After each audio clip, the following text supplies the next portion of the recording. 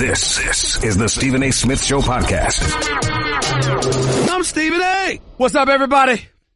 Welcome to the latest edition of the Stephen A. Smith Show, coming at you as I love to do every weekday over the airwaves of ESPN Radio, 250 plus markets across the United States of America, plus ESPN Radio on Sirius XM, Channel 80. Number to call up as always is 888-SAY-ESPN. That's 888-729-3776. Lots of stuff to get into today, and obviously, you know, usually I'm hyped. I'm excited. The preseason begins tonight. Hall of Fame game. Chicago Bears going up against the Baltimore Ravens. Where should Dez Bryant land? We could talk about that a little bit later on in the show. I've got Sonny Gray for the New York Yankees on my mind. Doesn't take Einstein to figure out why that is.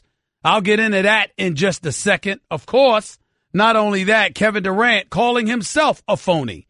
I'll explain what that's all about and whether indeed such an incendiary comment should be attached to him. I don't think it should be, but who knows? We'll see. It's something that we'll discuss as the show progresses today. We all know what the lead story is because it's unavoidable. It's unavoidable. And obviously, it's not something in terms of the specificity of the story that matters in every market, because in some places, Ohio State doesn't matter. In some places, college football doesn't matter. But when we're discussing the issue of domestic violence, and we're entertaining the possibility of a cover-up by somebody in a unique position of power, of influence, and of popularity, it's something that simply can't be avoided. By now, we all know the story, and we know what it entails. There was a former assistant coach at Ohio State by the name of Zach Smith. His ex-wife is somebody named Courtney Smith. In an exclusive interview to Brett McMurphy, along with a bevy of text messages he apprehended, Brett McMurphy revealed that text messages obtained an exclusive interview with the victim and other information.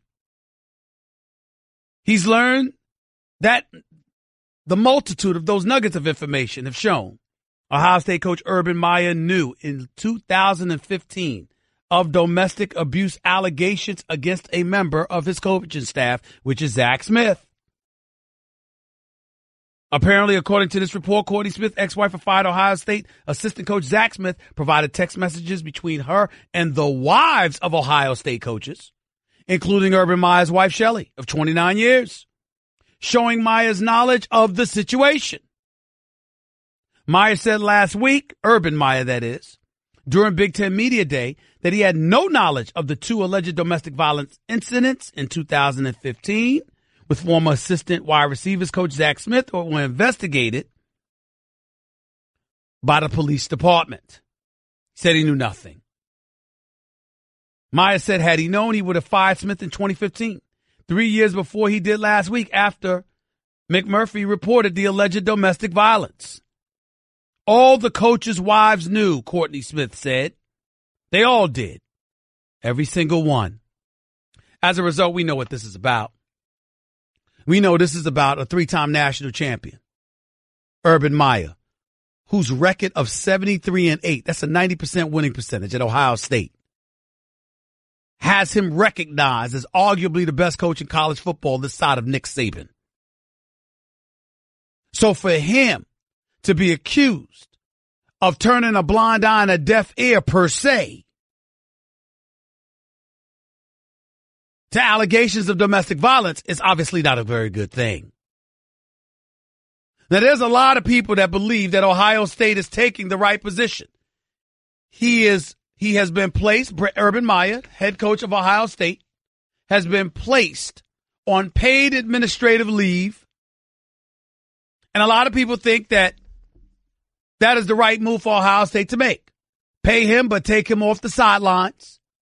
Don't have the distraction out there. And as a result, they will investigate the matter, and then they'll make the appropriate decision once their investigation concludes. I disagree with that. I disagree with him being placed on paid administrative leave. I will tell you exactly what my feelings are in just a second. But before that,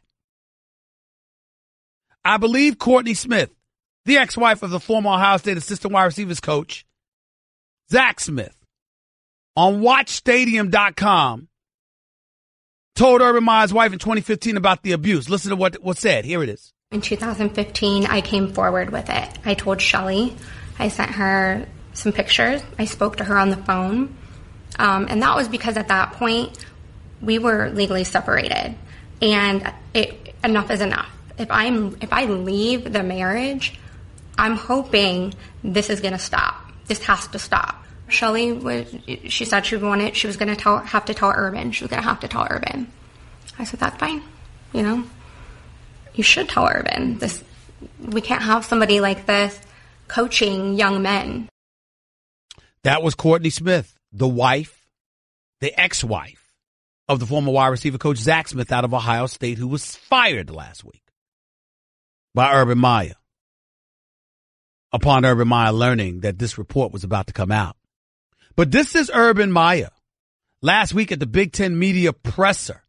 Last week, July 24th to be exact. This is Urban Meyer speaking on the Zach Smith incident and how he handled it. I can't say it didn't happen because I wasn't there. I was never told about anything.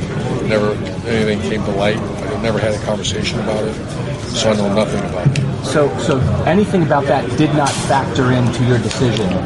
First I heard about that was last night.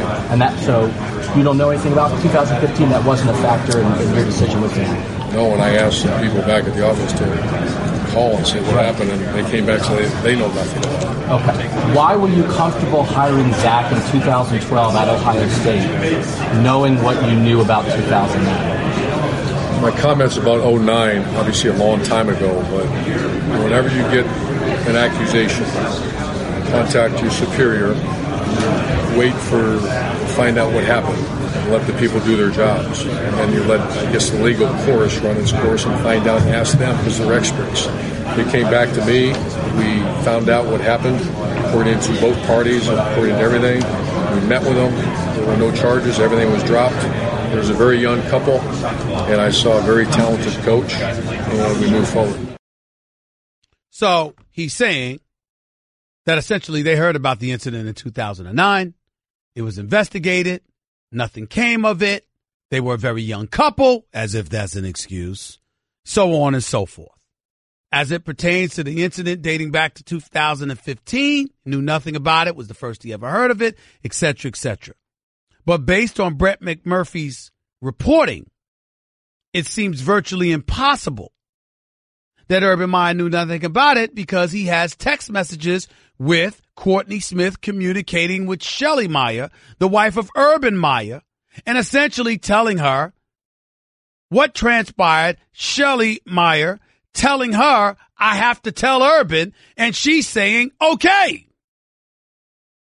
She's been married to the man for 29 years now, 26 at the time. It's not beyond the realm of comprehension, nor is it irresponsible to deduce that the wife of the head football coach, hearing that one of his assistants has engaged in domestic violence and swearing to the victim that she must tell her husband, getting the okay from the victim to tell your husband is suddenly not going to tell your husband. Can't imagine that. Urban Meyer just looks horrible in all of this. Okay? But Brett McMurphy, the college football insider, on Golic and Wingo this morning, spoke of the increasing amount of evidence and how that suggests that Urban Meyer did know, even though he claimed he didn't know about what transpired in 2015. Listen to this. I made it very clear. This was not going to be a he said, she said article. I wanted documentation, whether it was text messages, photos, emails, police reports, whatever she had to verify what she was going to tell me. And in the case of reporting this, the more I looked at everything she had, there became a sudden pattern that, wow, Urban Meyer knew about this. Doesn't stop there.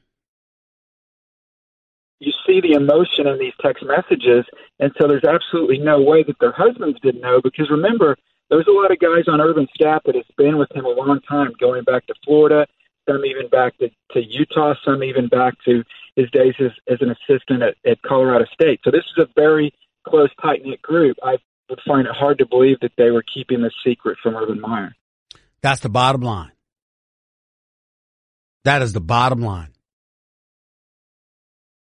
I talked to Paul Finebaum this morning, and I'll play some of the excerpts of my interview with him on First Take this morning a little bit later on in the show. But let me get into this about Urban Meyer. Ladies and gentlemen, I don't want to hear about any darts or arrows being thrown in the direction of Shelly Meyer. Now, this might be an unpopular opinion. I don't care. Let me be very, very clear. She is not the head football coach of Ohio State. She is the wife of the head football coach of Ohio State.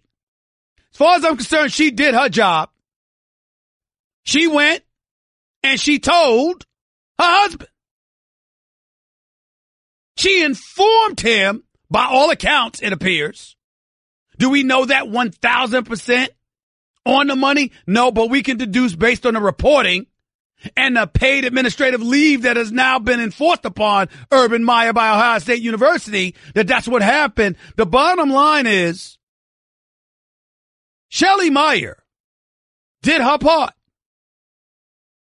She spoke to the victim. She informed the victim that she was going to tell her husband. She told her husband, and it was his job from that moment to handle the matter. Period.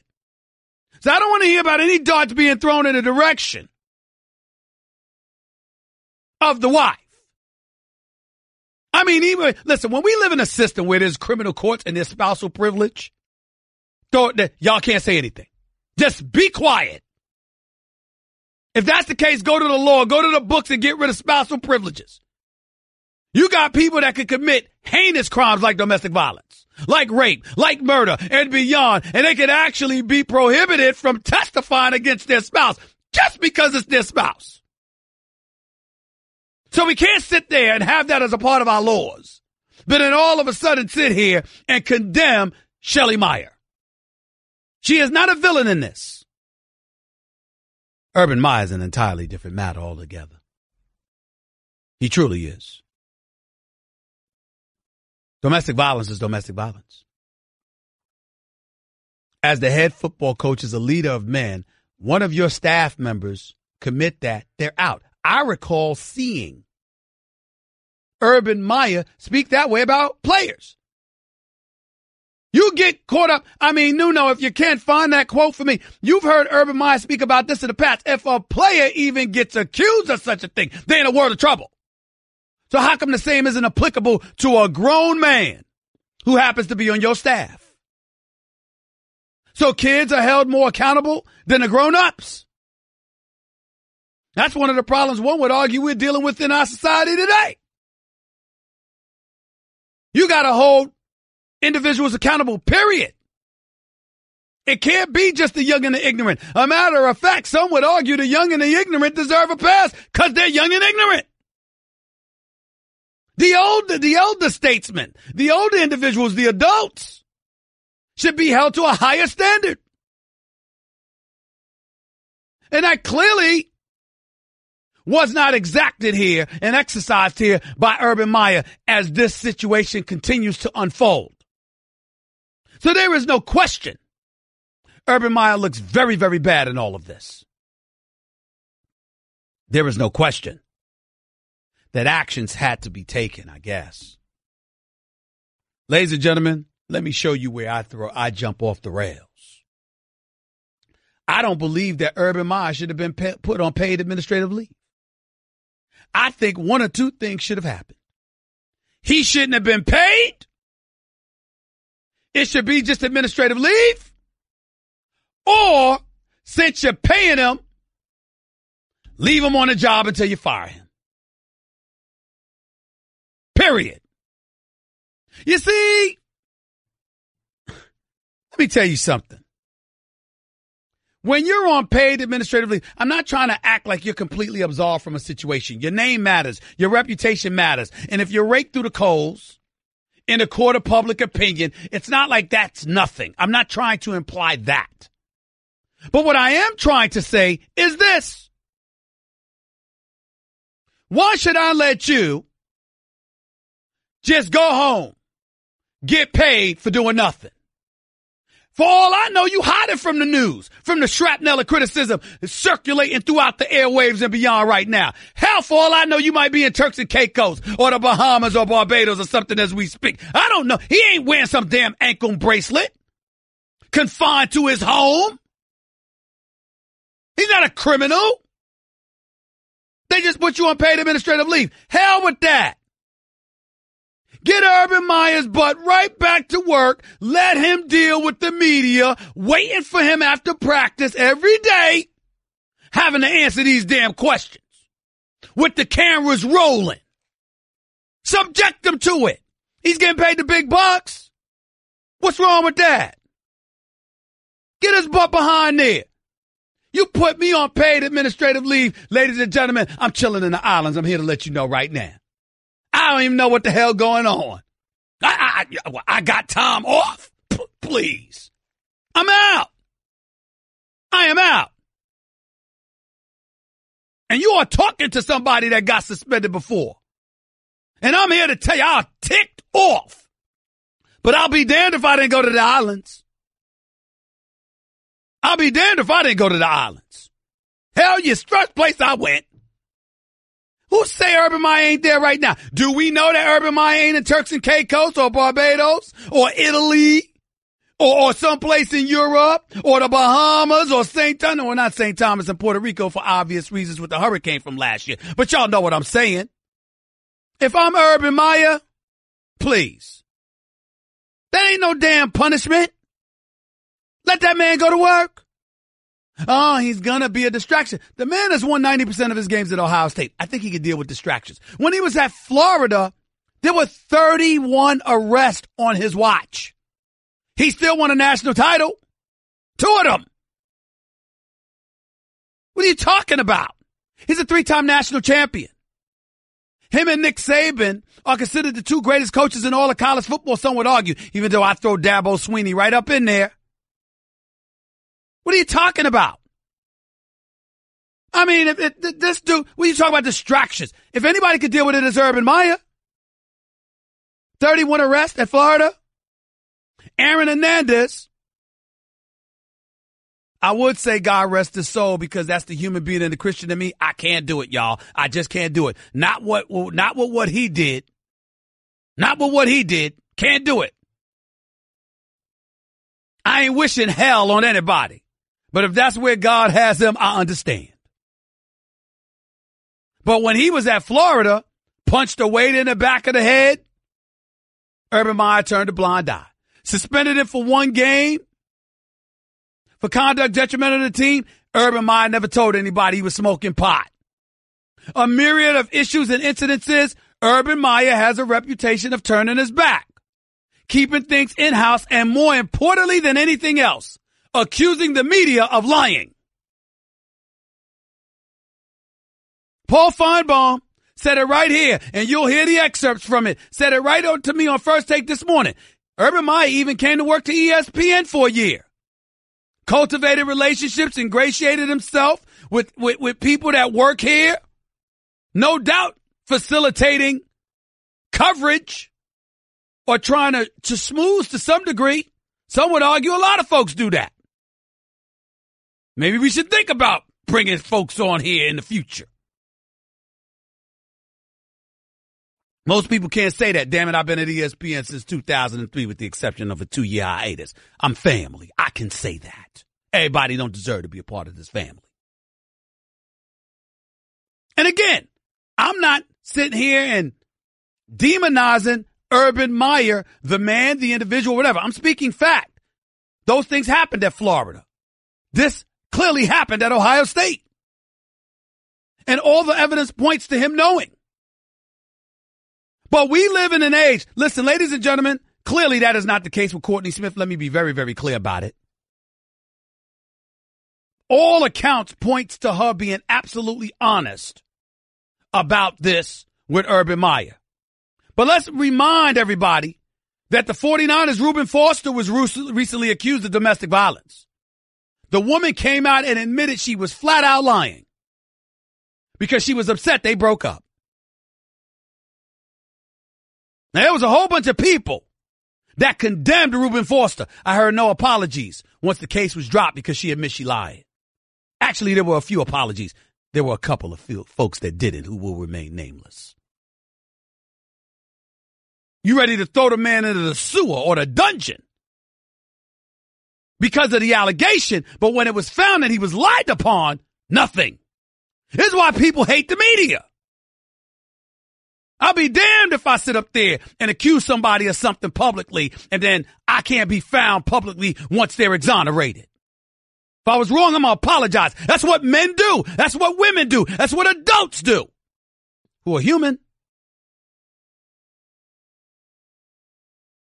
That's not to say that that's happening with Courtney Smith because no one believes she's lying. Clearly, Urban Meyer didn't believe it because that coach is gone. That coach, Zach Smith, can't be found. As APB out for him. I'm speaking facetiously, not literally. But I say all of that to say this insatiable need to jump to a verdict.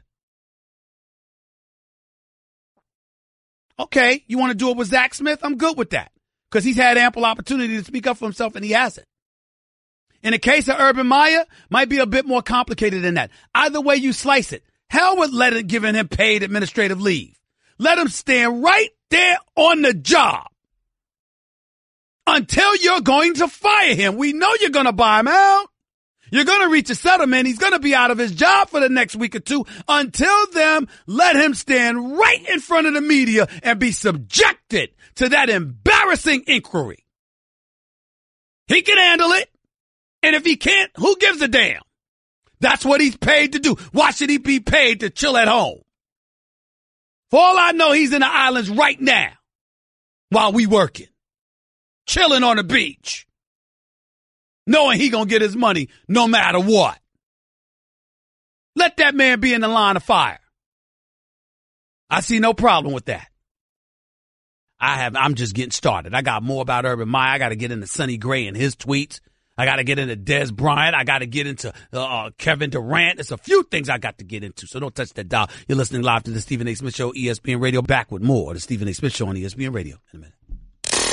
Craving even more of Stephen A? Him of all people. For around-the-clock access to the man? I'm Stephen A. You can follow him on Twitter and Instagram at Stephen A. Smith and on Facebook at Stephen A.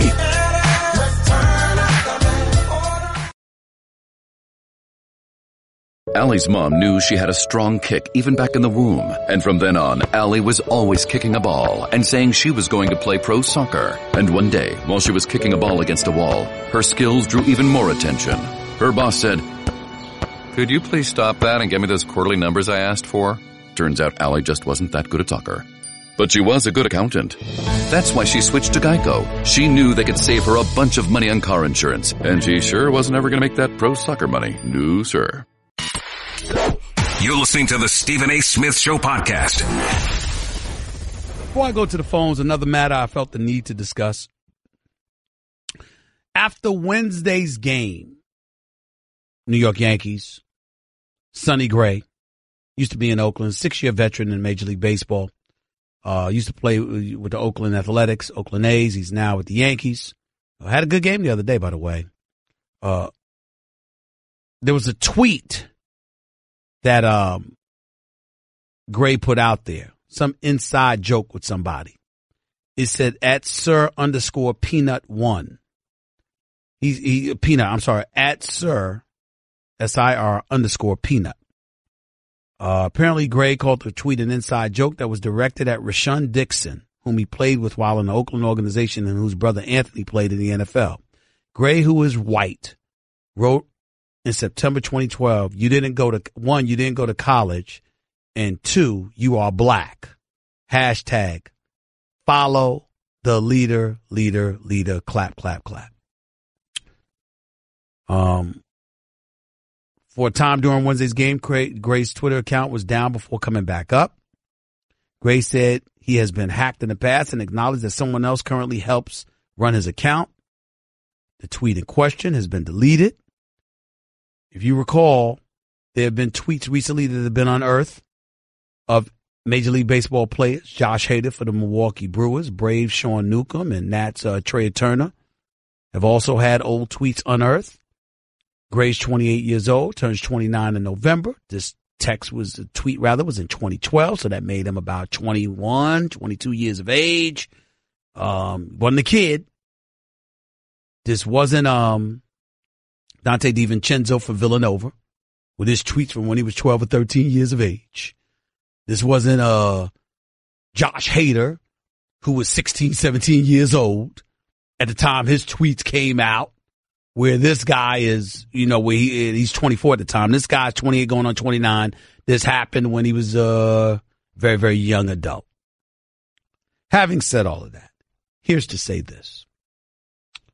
It could be interpreted as racially insensitive, some would say. Fact of the matter is, I don't know. There's an inside joke between him and his teammate. It comes across in this day and age as insensitive or whatever, but we don't know. Me personally, as a black person, I got bigger things to concern myself with than interpreting whether or not somebody was offensive or not. If you're offensive, I'll call it like I see it. If I'm not sure, I'm not sure. But I think this speaks to a bigger issue, and I brought this up on First Take this morning, and I'll bring it up here because I don't think people bring it up enough. We tend to make a big deal if it's an NFL player or an NBA player, black or white. But Major League Baseball players get away with a lot. Wouldn't you say? I mean, when you look at Major League Baseball, right now we're talking about National Basketball Association. What is it? 77% black? You take into account foreign players of a darker pigmentation, it's like 80%. You look at NFL, 65% black.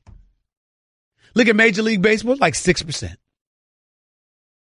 Now, I understand that folks want to bring in the populace of, folks from Venezuela and the Dominican Republic and all that. And I get that because the reality of the situation is you're black or you're white. I'm talking about the color of your skin. I don't know why all these people, they're not black, they're Italian. They're not black, they're not black or white, they're Italian or they're Africans. Oh, stop it. How do you look? Okay? Can we stop making things so damn complicated? See, these are the kind of things that make me blame Oprah. This is exactly when I get on Oprah. Because all of this, everything had to, her and Dr. Phil and everything. Everybody got to have a damn explanation for everything. I understand you're French. But if you're white as the snow outside in a winter afternoon, just because you speak French don't mean you ain't white. You're just white who happens to speak French or be French. Can we stop it? Either white or you're black.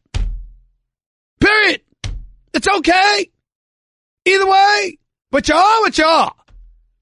Oh, yeah, he's Dominican. He's not black. I'm sorry, he's darker than me. If I'm black, what the hell is he? Can we stop it, please? But if we want to sit up there in Major League Baseball and we want to say, well, 30% of the populace, I understand why they would sit up there and point out those of Dominican or Venezuelan descent or whatever the case may be. Because when you're talking about African Americans, now you're talking about black folks from America. And the reality of the situation is there's not an abundance of participation in Major League Baseball by African Americans.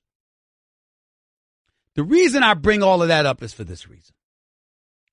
This is why Sonny Gray's situation is profound enough to entertain in dialogue. Major League Baseball gets away with a lot. They operate to the beat of their own drum. They do what they want to do when they want to do it, how they want to do it, at whatever pace they want to do it. It's who they are. And no one ever calls them on it until it's late. This whole PED mess. Do y'all remember that? When Sammy Sosa showed up in 2005 and said, I'm just here to talk about I'm not here to talk about the past.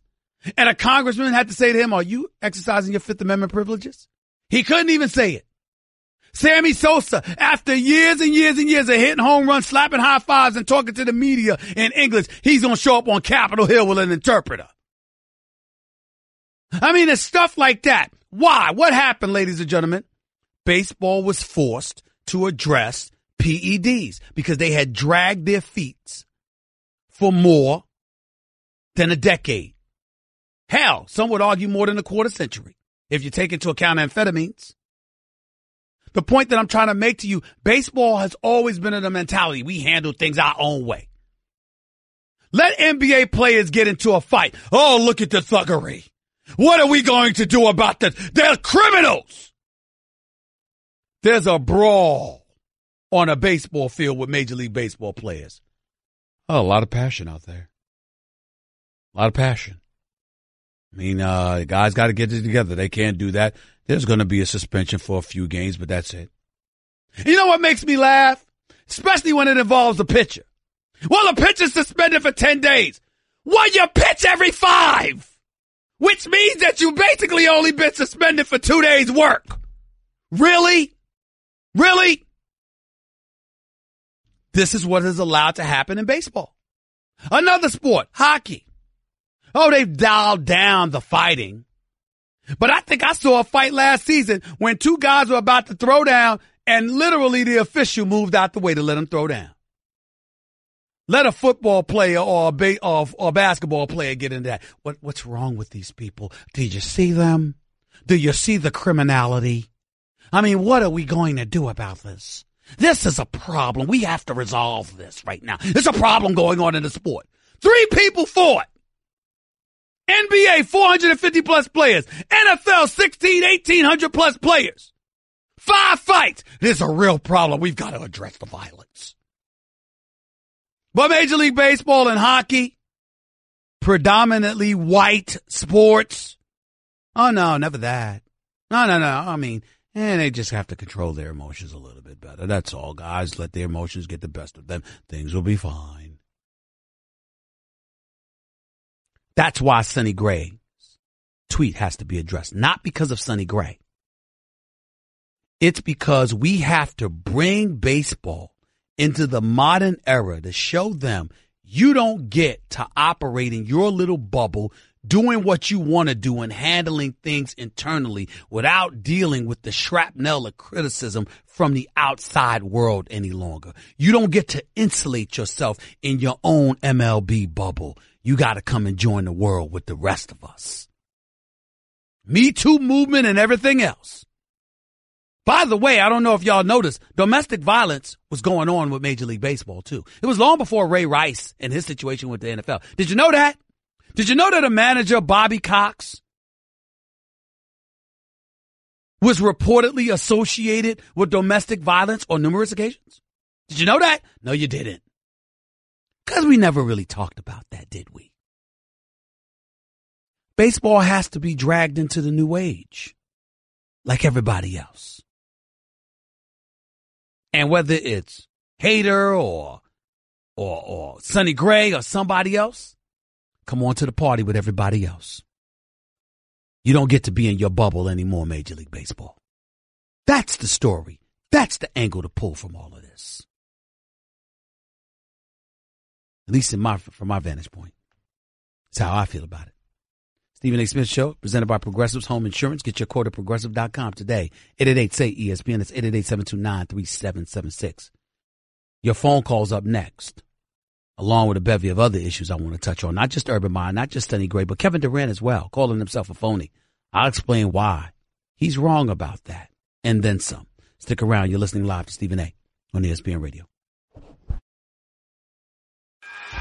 Guess what? You're in the middle of the Stephen A. Smith Show podcast. Damn it, I mean it! 888-SAY-ESPN. It's 888-729-3776. Going to play some excerpts from my interview earlier this morning with the great Paul Finebaum. So tune in to hear what he had to say about Urban Meyer. Until then, Andy, you're live with Stephen A. Talk to me. What's up? How are you doing? I'm all right. Talk to me, man. I got to tell you, I'm a huge fan of yours, but I got to respectfully disagree with you and tell you you're dead wrong about this. All right. Stop me. Let me stop you right there for a quick second. Sir, I want you to know something. As a fan of the show, I appreciate you. I don't care if you disagree with me. I love it. It doesn't bother me at all. So I love how people always have to say, you're a huge fan, but you disagree. Sir, you're supposed to disagree with me most of the time. That's what makes the world go round. So go ahead. Well, let me tell you why. Sure.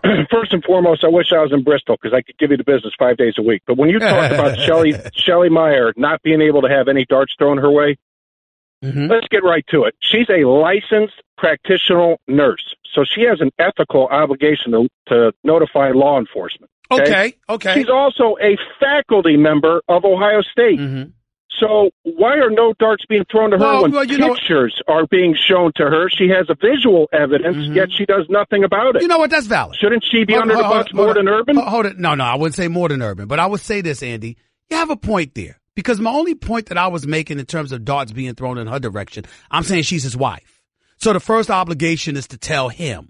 And that's what I meant by saying that. I totally forgot about the fact that she was on the staff, in terms of a faculty member of the university. That's a valid point. I was only alluding to the fact that in our society, remember when I brought up, Andy, just a few minutes ago, how you could commit a crime and your wife can't testify against you? Sure. That's what I was alluding to. That's what I was trying to say. In other words, when you're married, spousal privilege matters. That's what I was alluding to. That's all. I do understand your point though, because she's a member of the, she's employed by the university, the nurse and all of that stuff. I get that point, Andy. I can't dispute that. I was talking about her as his wife. Well, they're both looking for work now. They're both done. Probably. But I was speaking from the perspective. I want you to understand what I'm saying to you, Andy. Andy, if you committed a crime today, I can't fault your wife for not testifying against you. That's what I'm trying to say. Now, am I charged or am I convicted? Because this guy, Zach Smith, was neither charged nor convicted of this. Yeah, that's true. Well, I was talking about it as it pertains to Urban Meyer. I'm not talking about Zach Smith.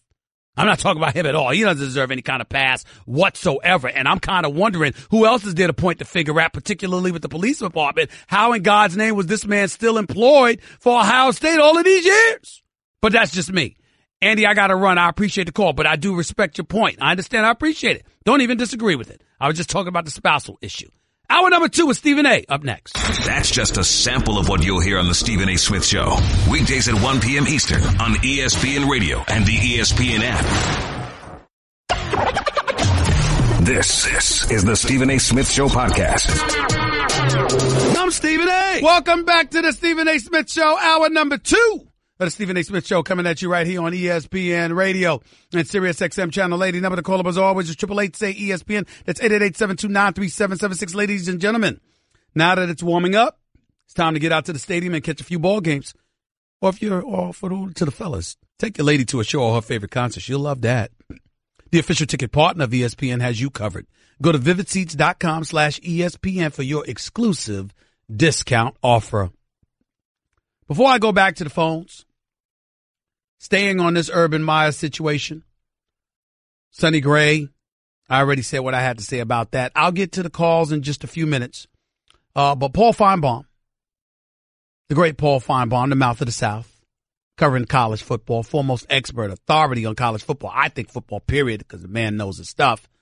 Had the pleasure of having him on television show First Take on ESPN this morning. First Take airs every weekday morning from 10 a.m. to noon Eastern Time, 7 a.m. to 9 a.m. Pacific Standard Time. Well, he was on. Paul Finebaum was on this morning. Paul Finebaum and I, obviously Max Kellerman was a part of that interview along with Will Kane filling in for Molly Kieran over the next 3 days. They were a part of the interview as well, but as it pertains specifically to the questions that I asked him, this was the back and forth between myself and Paul Finebaum this morning. Listen to this. Paul Finebaum, illuminate for us exactly what your issue is with this whole Urban Meyer fiasco, other than the obvious domestic violence, of course. When you talk about Urban Meyer potentially covering up, what really illuminates in your mind? What stands out in your mind that's most alarming about his actions in all of it? Well, I think what stands out is his disregard for humanity, if indeed, and I think, listen, we're all fit, we all want to be fair here, we're hearing one side of the story, but man, it is an overwhelming side of the story. So on that point, in this day and age, Stephen A., to turn, cliche or not, a blind eye to all of this, to cover for someone, and let's not forget this coach was the grandson of Earl Bruce. You can't let go of that for a second. Earl Bruce, the former Ohio State head coach, he was a mentor to Urban Meyer. He gave Urban Meyer his first gig. He also passed away a few weeks ago, which may or may not have made it more convenient for Urban Meyer to fire his grandson when he needed to a couple of weeks ago. And then, standing up there at Big Ten Media Days last week, in my mind, just blatantly lying about this, acting like the reporter, Brett McMurphy, had no business bringing this story to the public eye. Well, obviously, Stephen, you and I know how this works. Do not pour oil and gas on a reporter. What did Brett McMurphy do? He went out and dug deeper and deeper, and he found the key to the story. The question really remains as to how excessive Urban Meyer was in this. When we go back to Florida, for example, of course, he doesn't get to get blamed for Aaron Hernandez. We understand that was a different animal altogether. But when he was a member of that football team, he punched a waiter in the back of the head, allegedly, and Urban Meyer did nothing about that. He was suspended for a particular game, and Urban Meyer never gave specifics, and it was an extended period of time before folks found out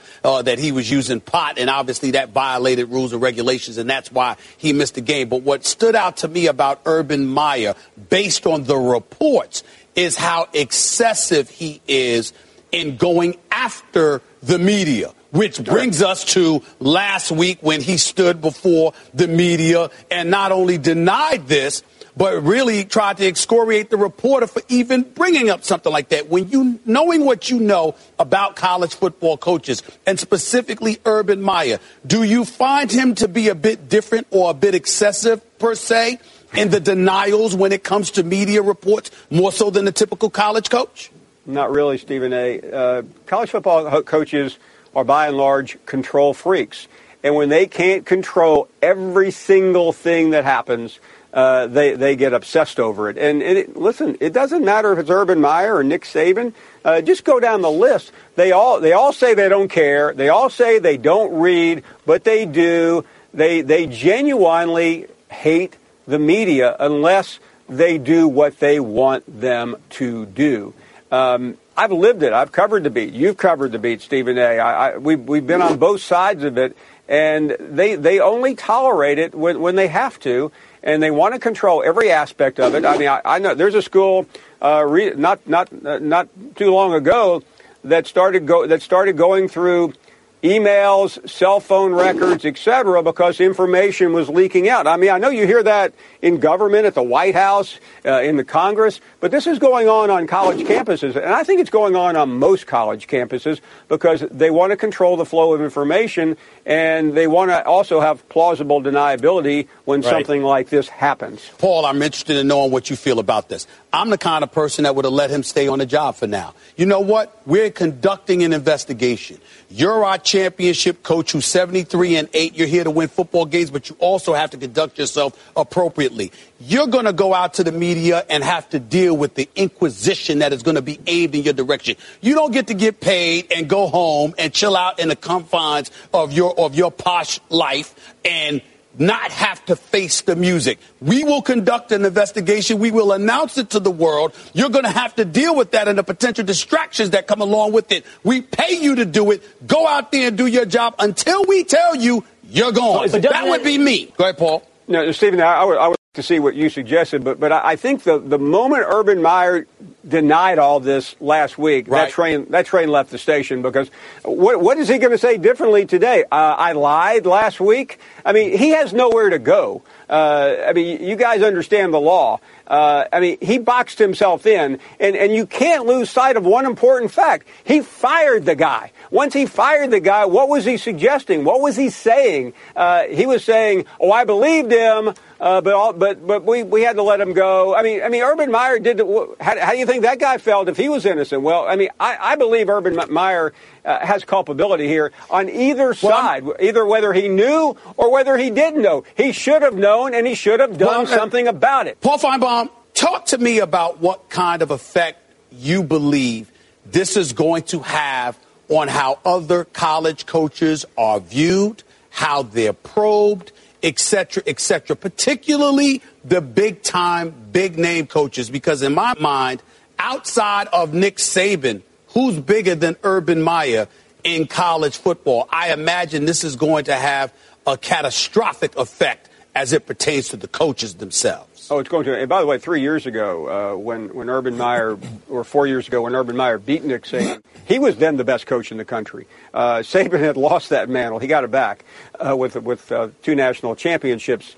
And I think what's going to happen is that coaches are going to be very nervous, because I don't think this is an Urban Meyer problem. As we alluded to at the top of this show, I think this is pervasive in all of society, in all of sports, especially at this level. So, I mean, I don't independently know that this school has done it or that school, or this coach has done it or that coach. But I hope you see more reporting on this, because my big issue in college sports, Stephen A., is that there is so much covering up by the media. The media is intimidated by Urban Meyer. The media is intimidated by Nick Saban. So they're not going to go after anyone. It took a guy who got fired from ESPN to break this story. That may not be a popular statement to say right now on this network. He had nothing to lose, this guy. So Brett McMurphy went out and dug this up. I wonder if anyone else would dig a story like this up, especially someone who works on a local beat. Because if you go against Urban Meyer in Columbus, Ohio, do you think you're going to have your job for long? I don't think so. There you have it. Great Paul Finebaum on with Stephen A. earlier today, right here on ESPN Radio. 888-SAY-ESPN. It's 888-729-3776. You heard it. Your responses. And by the way, Earl Bruce, I mean, some would make the argument that Urban Meyer was in a compromising position. Think about it. Earl Bruce is a former coach at Ohio State, a mentor. This guy, Zach Smith, was his grandson. And Earl Bruce obviously helped Urban Meyer along the way of his career. Being from Utah to Florida, now at Ohio State. Who's to say that lineage, that connection, those relationships, specifically Urban Meyer's relationship with Earl Bruce, isn't what led him to try and help or provide cover, rather, for Zach Smith? Stuff like that happens. But ultimately, you pay a price when you don't do the right thing. Chuck, you're live with Stephen A. Talk to me. Hey, Stephen A. Nice to talk to you. Thank you. Go ahead. I have a buddy that said that if Nick Saban ends up getting fired and Harbaugh and the Michigan Wolverines end up beating Ohio State, that doesn't do much for Harbaugh's legacy if he's not beating Urban Meyer himself. What do you think about that? One can make that argument. I mean, listen, when Jim Tressel left, how did Ohio State do when he was gone until Urban Meyer arrived? When Urban Meyer left, how did Will Muschamp do with Florida, even though a lot of that was residue left behind by Urban Meyer because people were getting arrested left and right? The fact is that Urban Meyer is one of the great coaches the game of college football has ever seen. And when you have somebody of that magnitude beating a lesser quality individual that's not nearly as established, there is some luster that's dimmed from that. I got folks joking around talking about Harbaugh and Urban Meyer hated each other so much. Jim Harbaugh probably had something to do with us finding out about what happened with Urban Meyer at Ohio State with Zach Smith and all of that stuff. Obviously, that's irresponsible to report as if it's factual, because it's not. But you have people who point to that rivalry being so heated and so nasty that they wouldn't put it past Jim Harbaugh. They just throw stuff like out there and say stuff like that. Either way you slice it, here's the bottom line. If Jim Harbaugh beats somebody else other than Urban Meyer at Ohio State next season, it's not the same as beating Urban Meyer. Period. All right? All right. Appreciate the call, man. Thank you. Jim, you're live at Stephen A. Talk to me. Stephen A., love the show. Thank you. Go ahead, man. Can you hear me, Jim? Paid leave. Yes, I can. Yeah, Jim, you went out for a second. You're back now. Go ahead. Okay. Stephen A., love it. I have to disagree with you on the leave thing. Even though we don't want it to be, we want him to face that inquisition. It's exactly what is supposed to happen legally. by definition, it's not supportive or punitive.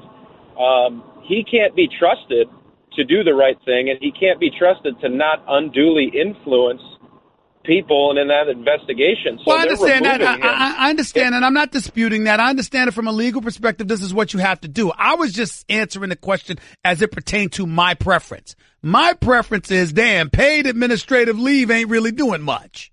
You know, that's all I'm trying to say. And it's like at the end of the day, if you're going to fire him in the next week or two and you're working out a settlement, you're going to do that anyway.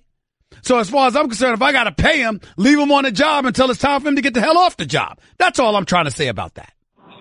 I agree with you. Do you look at the leave as being kind of like out on bail? You're kind of charged, somewhat, but not convicted yet? Somewhat, yeah. Yeah. That's a good way to put it. Yeah. I can go with that. That works for me, out on bail. Yep. That's how I feel about it. That goes with the whole innocent until proven guilty mantra we have here. Yeah, to some degree. To some degree, but in this particular instance, I'm like this. The man's won 90% of his games at Ohio State. I don't want to hear I'm going to put him on paid administrative leave because I don't want him to be a distraction. It's his damn job to work through the distraction. Now, when it's time for him to go, it's time for him to go. You conduct your investigation, and within the next 2 weeks, you bounce his behind out of there. But until then, I'm not giving you no paid vacation. Go out there and coach these damn kids. That's what we pay you to do. Go do it. Absolutely. Love the show. Thank you, Stephen A. Keep Appreciate it, it. buddy. Thank you, man. Thank you. Daquan, you're live with Stephen A. Talk to me. What's up, Stephen A? I got 2 quick points for you. Sure, man. Hey, about the Urban Meyer. I got a kind of different perspective on that. Okay. Because it's like, damn, everything you worked hard for your whole life, everything, blood, sweat, and tears, I'm getting fired for what somebody else did. Stop right there. Stop right there. That's not true. He's on the verge of getting fired for what he did. Yes, Zach Smith is the one who committed domestic violence, but he was employed by you. And if the reports are correct, you knew about it and covered it up. That's not about what Zach Smith did. That's about what Urban Meyer did. Okay, I get that. But it's like, maybe a lighter punishment. Maybe, suspend him for 3 or 4 games. Take some pay cut. No, bro. I can't agree with you there. Can't agree with you there.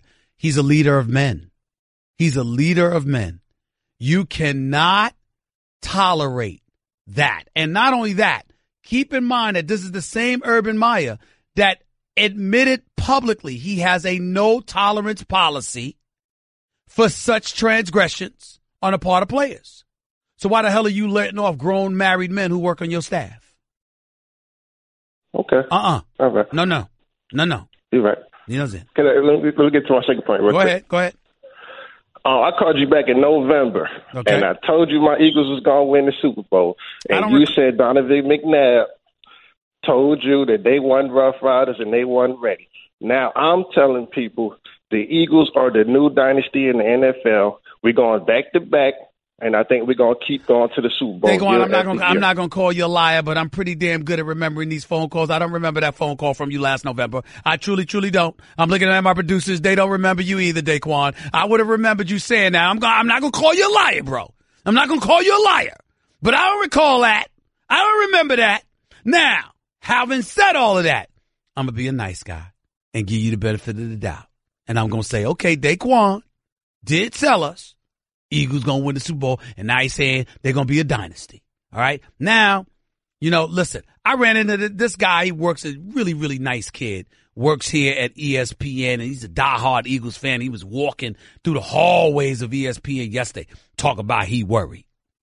Because Carson Wentz, they had to, they had to slow down, his reps and, his workload and stuff like that. I said, what the hell are you worried for? You won a Super Bowl with a backup quarterback. So why you worried for? Why you worried? That don't sound like confidence to me. And he was like, but Nick Foles is not better than Carson Wentz. You won the Super Bowl with Nick Foles, though. So what you worried about now? See, there's the problem, Daquan. On his end, he's a bit, paranoid. On your end, you're a bit arrogant. One season, you won the Super Bowl. Who's the last team to repeat as Super Bowl champions, man? That's a good one. There we go. Have a nice day. Dre in Jersey, you're live with Stephen A. Talk to me, Dre. Yo, Stephen A. Hello. How are you? Go ahead, buddy. Dre, I lost you, Dre. Your signal dropped. Call back. I'll let you on. Zay, you're live with Stephen A. What's up? Hey, what's going on, Stephen? Big fan. All right. Did I pronounce your name right, Zay? Is that it? Yep. Okay, go ahead, man. I got two quick questions. Yes, sir. My first one, you kind of alluded it to with one of the previous callers, but do you honestly believe that Urban Meyer will be fired? Yes. Well, I'm not going to use the word fired. He's going to be bought out. They're going to reach a settlement. I don't believe he'll be the coach of Ohio State this year. I think he's gone. All right, makes sense. Okay. And for my second question, bear with me, man. How many games do my Bears win this year? Chicago Bears? I ain't giving y'all. All right. I'll be nice. Cause Jay Cutler's not there any longer. If Jay Cutler was there, I would have given you more than 5. But since that dude, Jay Cutler's, thank God he's finally gone. And you got Trubisky in there, who should have been Deshaun Watson, by the way. Trubisky never should have been the guy. I would say I'll give you 6 games. 6 and 10. Games. I hear you, man. My buddy's saying 8-8, but no, you're in the same division as Detroit with Patricia as the head coach, in the same division as Aaron Rodgers with the Packers, who's back and is going to win league MVP this year. And you're in the same division as the Minnesota Vikings, who has one of the elite defenses in all of football, with Kirk Cousins as their new quarterback. I don't believe that's going to be the case. I believe that you'll only win one of those games. One of those games. You're only going to win about 2 games within the division. 1 or 2 games within the division. All right? That's it. So my mentality is you'll win about 6 games total. Okay? I got you, man. All right? Appreciate the call. Thank you. G-Man, you're live with Stephen A. Talk to me. Good afternoon, sir. How are you? Death sentence number 2 being administered just like it was with Sandusky and Joe Paul after 45 years. Just hear me out, please. For 45 years of service, they give Joe Pa a heart attack. The guy who committed all the heinous crimes is still in prison, correct? I think so, yes. Jeffrey Sandusky, of course he is. He's in prison for life, as he should be. Go ahead. Yeah, he's still alive, but the guy who put in all the work, he's dead. Urban Meyer let's say he puts in 20 years as a coach. Okay. This lady is upset with her husband. She's sour grapes, best friends with Urban's wife. Oh, I told Urban's wife. Did she tell Urban? Oh, I don't know. It sounds like it's sour grapes. Urban Meyer keeps her husband employed so that they can pay for their kids, and then she turns around and she throws a dagger in his back because he has to fire her husband who was beating her up. Stop it. Now, listen to me. You listening to me, G? It's my turn. Are you listening, sir? Yes.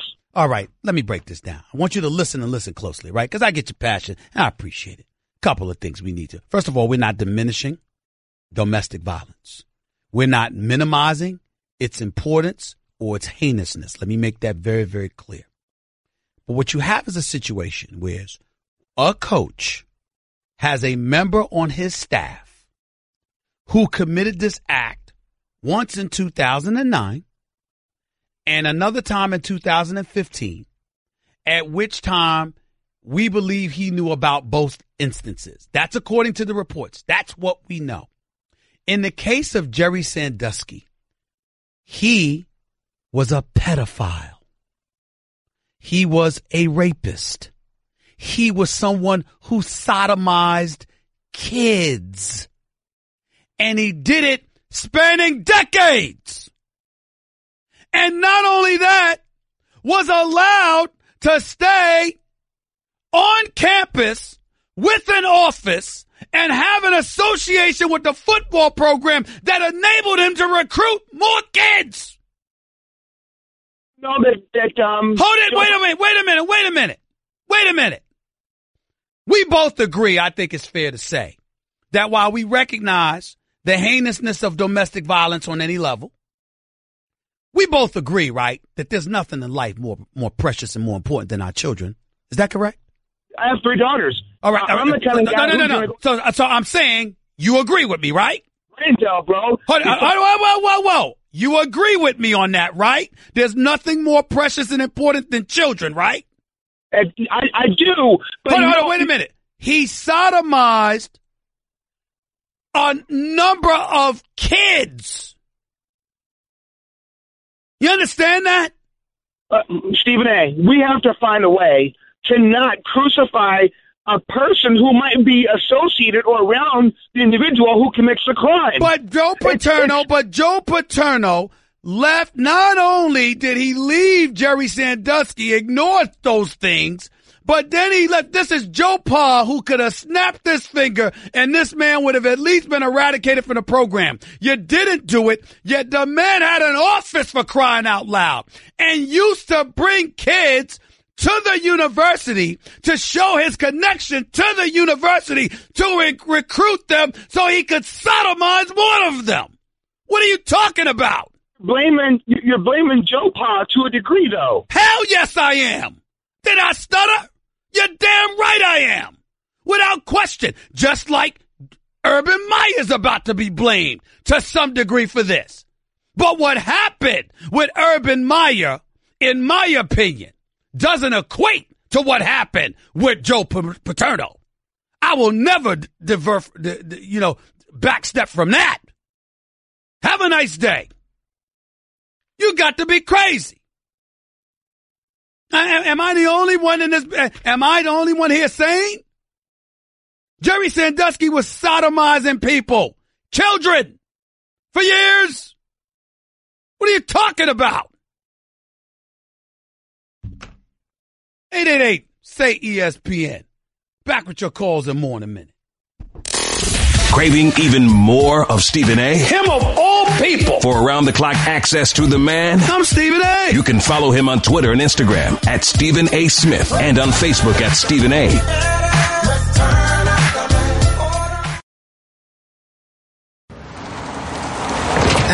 Ow. Yep, you guessed it. I'm a speed bump, so I've got one job. I slow you down. So imagine how I feel about Geico, who does way more. Like, not only could they save you money on car insurance, but they've been around for over 75 years, giving people fast and friendly claim service. Ow. Plus, they got a nifty mobile app that gives you 24/7 access. Ow. Just doing my job, buddy. Geico. Expect great savings and a whole lot more. You're listening to the Stephen A. Smith Show podcast. Back to the phones we go. Let's go to Joe, Staten Island. You're live, Stephen A. Talk to me. Hey, Stephen A. I appreciate what you do. I mean, you tackle a lot of subjects a lot of people don't want to tackle. But I think we're missing the point with this whole Josh Hader thing, right? Well, Josh Hader was from weeks ago. Sonny Gray is recently, but go ahead.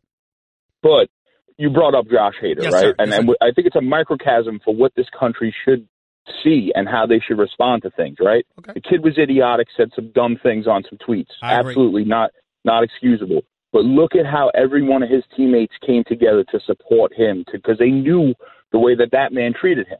That's the first point. Second point, Greg Hardy, a multitude of NFL players have never been suspended for half the season like Roberto Osuna did. That's the second point. Mm-hmm. 3, baseball has by far the most stringent drug testing policy out of all the major sports. Well, I did not say that they did. I didn't say they didn't. I said that all of this stuff really hit the fan when folks had to show up on Capitol Hill.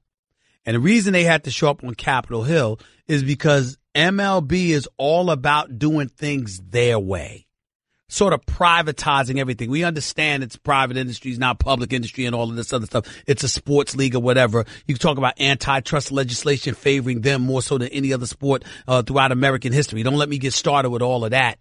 At the end of the day, what I'm talking about is just this license that Major League Baseball has had throughout its history of operating according to its own beating drum, more so than any of the other sports. That is the point I was making. Been around longer. Excuse me? They've been around longer. I know that. It's the difference between old money and new money. Tell me, Joe, you gonna sit there with a straight face and tell me that's the reason?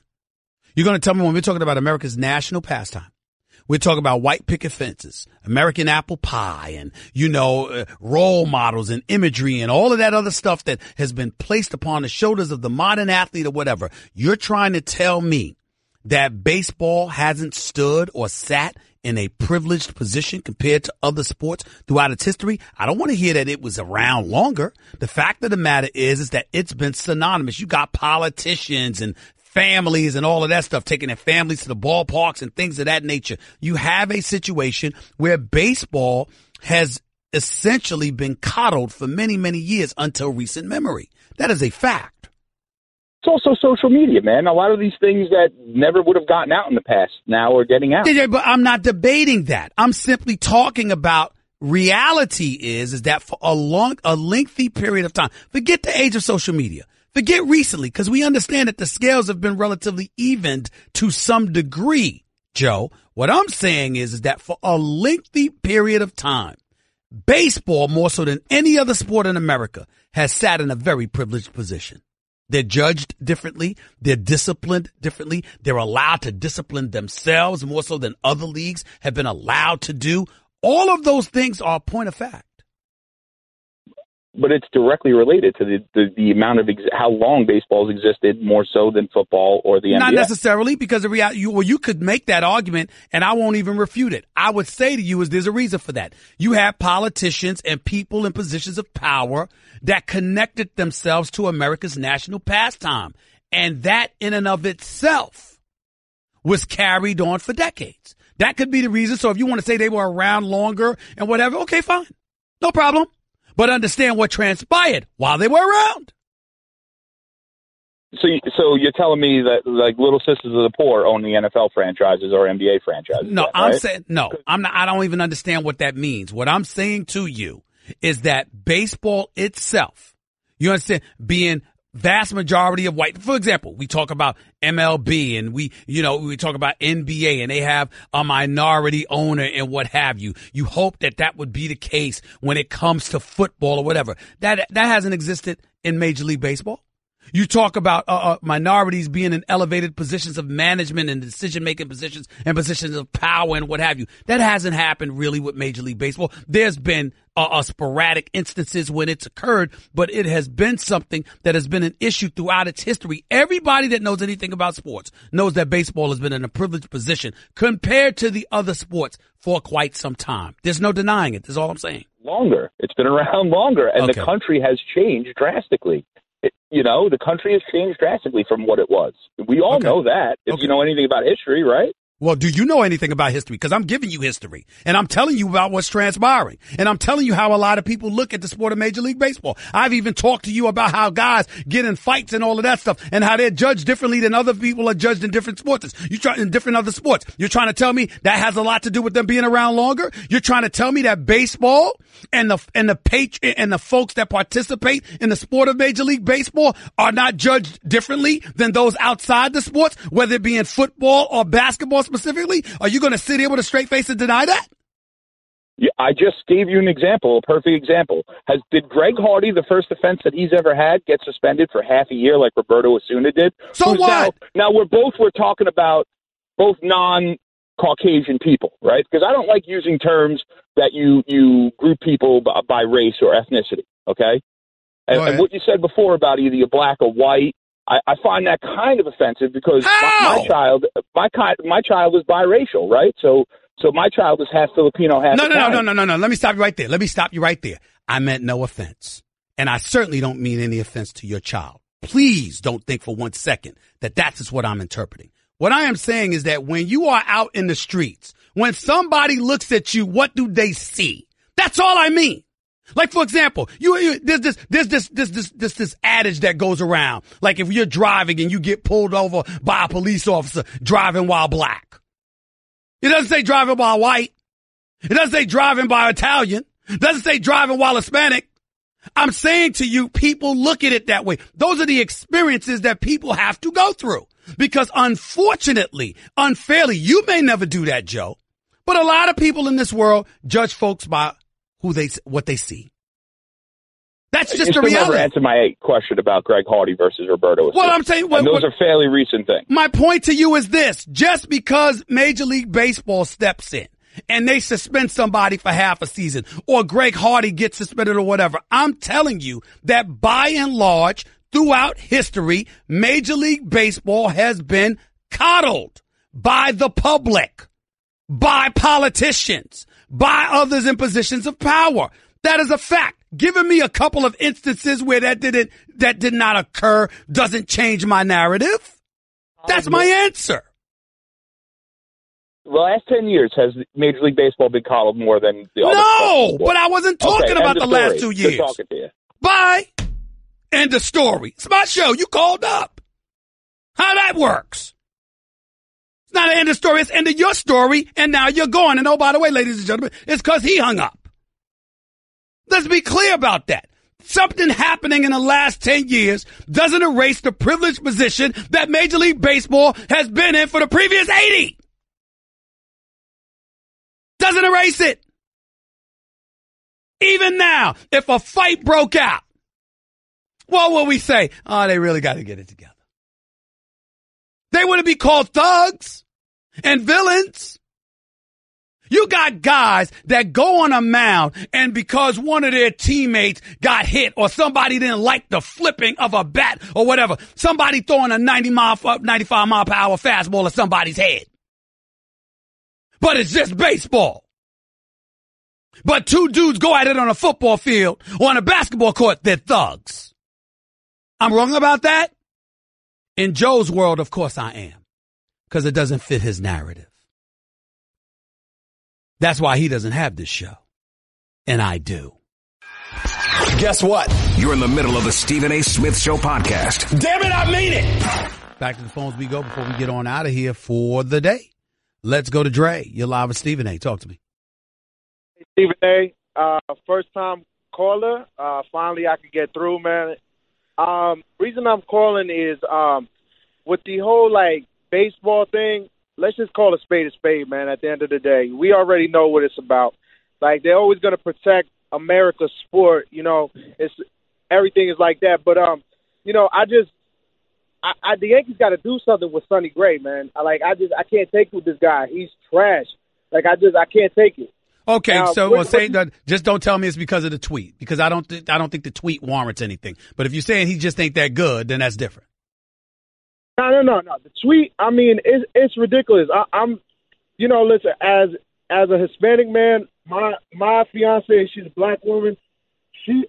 I'm tired of it, man. They always cover stuff up when it comes to baseball. My man, he was talking, listen, man, we don't know. He said it was an inside joke. It was with one of his teammates, et cetera, et cetera. It was from 7-8 years ago. Come on, bro. Don't do that to him. There's plenty of ammunition, to really, really raise our eyes and our eyebrows per se and get at people. Let's not do that.